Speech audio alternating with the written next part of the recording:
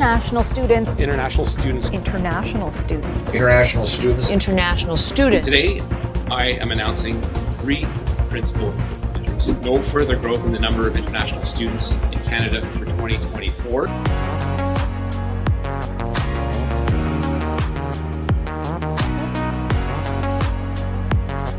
अस्सलाम वालेकुम, my name is Mohammad Saim Tahir और मेरे साथ मेरे कप्तान मोहम्मद शुएब ज़फ़र साहब मौजूद हैं। सर कैसे हैं आप? ठीक हैं अल्हम्दुलिल्लाह। आज की वीडियो जी अल्हम्दुलिल्लाह बेहतरीन। आज की इस वीडियो में स्पेसिफिकली जो कनाडा की लेटेस्ट अपडेट्स आई हैं उसको हम डिस्कस करेंगे, क्योंकि अभी जस्ट स्टेटमेंट्स आई हैं, उसकी इम्प्लीमेंटेशंस क्या होगी या स्टूडेंट इंडस्ट्री पे उसके क्या असर पड़ेंगे या स्टूडेंट्स को उसको पर्सनली जो है वो क्या उस रूल्स एंड रेगुलेशन की वजह से क्या इफेक्ट आएगा, उन चीज़ों को हम डिस्कस करेंगे। तो मेरे साथ शुएब ज़फ़र साहब मौजूद हैं, हमारे one of the expert from of Canadian sector और स्टडी अब्रॉड को माशाल्लाह पिछले 8 सालों से देख रहे हैं। अच्छा सर, मुझे बताएं कि क्या अपडेट्स आई हैं अगर हम इसको देखें। अपडेट सुबह सुबह उठे हैं तो मार्क मैलर साहब सामने बैठे हुए थे, सुबह Yes. अपडेट दे रहे थे। तो इन्होंने इंटरनेशनल स्टूडेंट्स के हवाले से अगर हम देखें तो डायरेक्ट और इनडायरेक्ट इम्पैक्ट पड़ेगा। और जो स्टूडेंट कनाडा के लिए देख रहे हैं तो ये वीडियो उनके लिए बहुत ज़्यादा बेनिफिट रहेगी। अब सबसे पहले तो जो न्यू अपडेट ये आई है कि जितना भी इंटरनेशनल स्टूडेंट है उन्होंने एक कैप लगा दी है।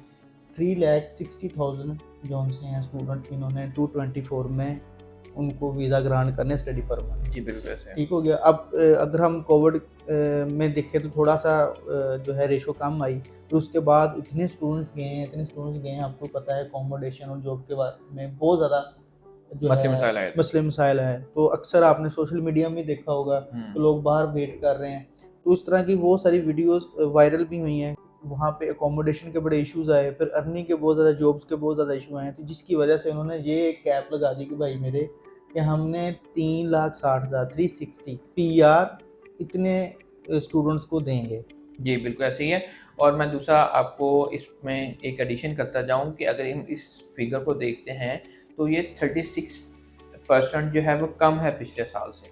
मतलब इसे जो है वो बहुत ज़्यादा उन्होंने कमी की है नंबर ऑफ जो है वो स्टूडेंट्स को लेके। अब उन्होंने एक कैप लगा दी है। कैप मींस कि मैक्सिमम लिमिट अब ये होगी स्टूडेंट्स की। अच्छा सर, आप डेफिनेटली अब जो स्टूडेंट्स हैं उन पे इश्यूज तो आएंगे। अगर हम दूसरे पॉइंट को हम डिस्कस करते हैं जो इसका सेकंड पॉइंट है जी, अगर हम इसमें सेकंड पॉइंट को सर हम डिस्कस करें तो उसमें ये था कि पहले कुछ स्टेट ऐसे थी कि जिसमें स्टूडेंट्स के जाने का रुझान ज़्यादा था। ठीक है जी, ओंटारियो था, ठीक है, उसके बाद 2-3-4 लोगों को मोस्टली जो है पता होते हैं, तो उसमें स्टूडेंट जो था उनका फ्लो ज़्यादा था। लेकिन अब उन्होंने एक प्रोविजनल कोटा रख दिया है कि एक प्रोविंस में जो है वो इतने स्टूडेंट ही जा सकते हैं। अब इसके एक तो मेन सिटीज से एक तो रश खत्म होगा और दूसरा ये है कि इक्वल अपॉर्चुनिटी मिलेगी दूसरे प्रोविंसेस को, ताकि उनमें भी स्टूडेंट्स जाएं और वहाँ जाके भी अपनी एजुकेशन कंप्लीट करें।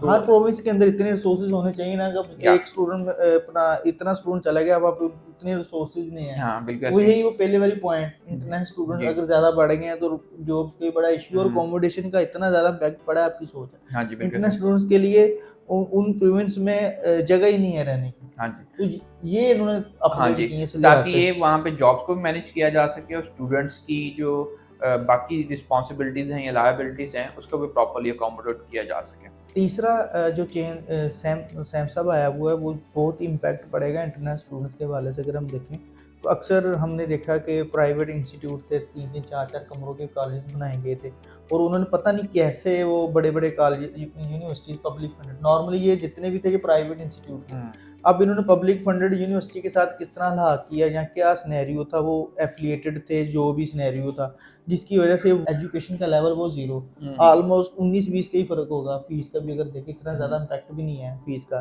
फीस भी उतनी ले रहे हैं। तो उन्होंने इन चीज़ों को कम करने के लिए तो उन्होंने एक लगा दिया, रूल बना दिया जी कि जो स्टूडेंट प्राइवेट इंस्टीट्यूट से एजुकेशन लेगा मोस्ट वेलकम आए, बट उनको वर्क परमिट नहीं मिलेगा। ओके, तो इसमें सर जो फोर्थ इम्पॉर्टेंट पॉइंट है उसको क्विकली हम डिस्कस करते हैं। इसमें ये है कि मास्टर PhD या कुछ जो कोर्सेज हैं उसके अलावा जो स्टूडेंट्स डिप्लोमा पे जाते थे उनके साथ उनको बैचलर्स या डिप्लोमा के लिए जाते थे, उन पे उनको स्पाउस बुलाने की परमिशन नहीं होगी, क्योंकि डिपेंडेंट नहीं जा सकते उस पर, क्योंकि उसमें जाके बहुत इश्यूज आए, कॉम्प्लिकेशंस बहुत आई और उसके बाद फेक चीज़ें बहुत रिपोर्ट की गई, जिसकी वजह से कैनेडियन गवर्नमेंट ने ये डिसाइड किया है कि उसकी बेस पे आप स्पाउस वीज़ा फाइल नहीं कर सकते। तो these are the 4 important updates. So we have discussed all the 4 points in a quick video, और बाकी डिटेल के साथ हमारी जैसे इसकी डिटेल्स आएंगी हम वो भी आपके साथ शेयर करेंगे। अभी जस्ट एक नोटिफिकेशन था जिसमें जस्ट 4 लाइन्स मेंशन थी, उसको हमने उन्होंने जस्ट आपका माइंड बनाया है। जी, उन्होंने अब जस्ट इसका माइंड बनाया है। बाकी इसकी फर्दर अभी क्लैरिफिकेशन आना बाकी है कि कौन से प्रोविंस को कितना कोटा दिया गया है, या उसमें कोटा का कैप क्या होगा, या उसको फर्दर कैसे उसकी असेसमेंट की जाएगी। तो ये चीज़ें जैसे क्लियर होंगी इंशाल्लाह आपके साथ फिर डिस्कस करेंगे। अगर फर्दर आपको इन्फॉर्मेशन की ज़रूरत है, आप हमारा ऑफिस विजिट कर सकते हैं, और आप हमें कॉन्टैक्ट भी कर सकते हैं, इंस्टाग्राम भी कर सकते हैं, मैसेंजर भी कर सकते हैं, हर तरफ हम अवेलेबल हैं। हमारी एक्सपर्ट टीम आपका वेट कर रही है। अगर आप एडमिशन के बारे में सोच रहे हैं, अगर आपको स्कॉलरशिप का नहीं पता चल रहा, तो अभी आप हमें कॉन्टैक्ट करें, हम आपको रिप्लाई देंगे इंशाल्लाह। Thank you.